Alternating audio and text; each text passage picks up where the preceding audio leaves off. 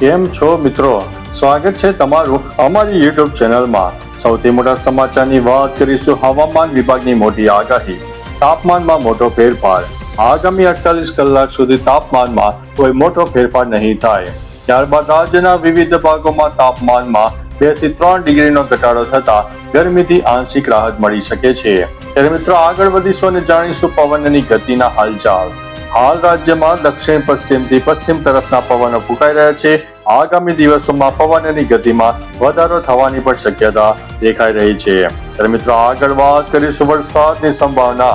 હવામાન નિષ્ણાતોના જણાવ્યા અનુસાર 5 થી 7 મે દરમિયાન દક્ષિણ ગુજરાત, સૌરાષ્ટ્રના દરિયાકાંઠાના વિસ્તારો અને પૂર્વ ગુજરાતમાં છૂટોછવાયો વરસાદ પડી શકે છે। ત્યારે મિત્રો આગળ વાત કરીશું ભારે ગરમીની ચેતવણી। ગુજરાતમાં આજે પણ ગરમીનો પ્રકોપ યથાવત રહેશે। રાજ્યના છૂટાછવાયા વિસ્તારમાં મહત્તમ તાપમાન 40 ડિગ્રીથી વધુ રહેવાની પૂરેપૂરી શક્યતા રહેલી છે। ત્યારે મિત્રો આગળ વધીશું અને જાણીશું બનાસકાંઠામાં મોટી કાર્યવાહી।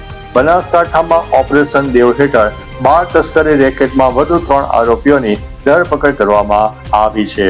ત્યારે મિત્રો આગળ વધીશું અને જાણીશું સુરતમાં પોલીસ ઉપર મોટો હુમલો।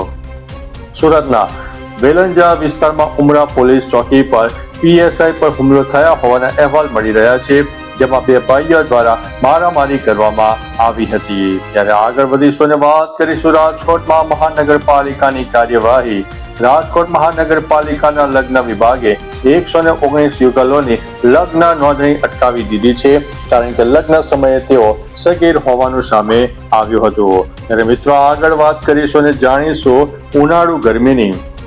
અમદાવાદ અને મધ્ય ગુજરાતમાં મહત્તમ તાપમાન 41 ડિગ્રીની આસપાસ રહેવાની શક્યતા છે, જ્યારે રાત્રિનું તાપમાન પણ સામાન્ય કરતા ઊંચું રહેતા ગરમીનો અનુભવ થશે।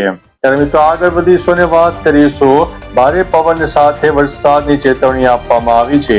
હવામાન વિભાગે ગુજરાત સહિત 19 રાજ્યોમાં વાવાઝોડા સાથે ભારે વરસાદનું એલર્ટ આપ્યું છે। આગામી સમયમાં 70 થી 80 કિલોમીટર પ્રતિ કલાકની ઝડપે પવન ફૂંકાવાની શક્યતા દેખાઈ રહી છે। ત્યારે આગળ વધીશું અને વાત કરીશું ધોરણ 10ના પરિણામોની તારીખ જાહેર।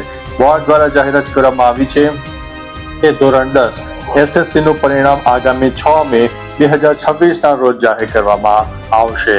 ત્યારે આગળ વાત કરીશું પરિણામ જાણવા માટે તમે વોટ્સઅપ ઉપર સુવિધા ઉપલબ્ધ છે। વિદ્યાર્થીઓ તેમનો બેઠક નંબર એટલે કે જે સીટ નંબર છે તે આ નંબર ઉપર મોકલીને વોટ્સઅપ દ્વારા પોતાનું પરિણામ મેળવી શકશે। ત્યારે વાત કરીશું ધોરણ 12 અને ગુજકેટનું આજે પરિણામ। ગુજરાત માધ્યમિક અને ઉચ્ચતર માધ્યમિક શિક્ષા બોર્ડ દ્વારા આજે સવારે 10 વાગ્યે ધોરણ 12 વિજ્ઞાન પ્રવાહ, સામાન્ય પ્રવાહ અને ગુજકેટ 2026ના પરિણામો જાહેર કરવામાં આવશે। વિદ્યાર્થીઓ બોર્ડની ઓફિશિયલ વેબસાઇટ gseb.org ઉપર જઈને પરિણામ જોઈ શકશે। આગળ વધીશું અને વાત કરીશું રાજસ્થાન રોયલ્સ સોદો।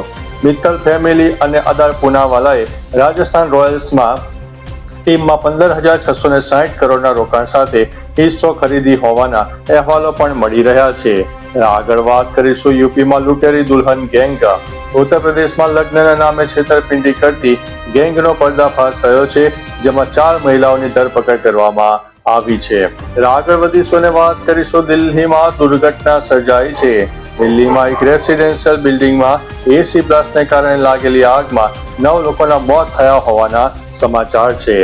આગળ વાત કરીશું રાહુલ ગાંધીનો પ્રહાર।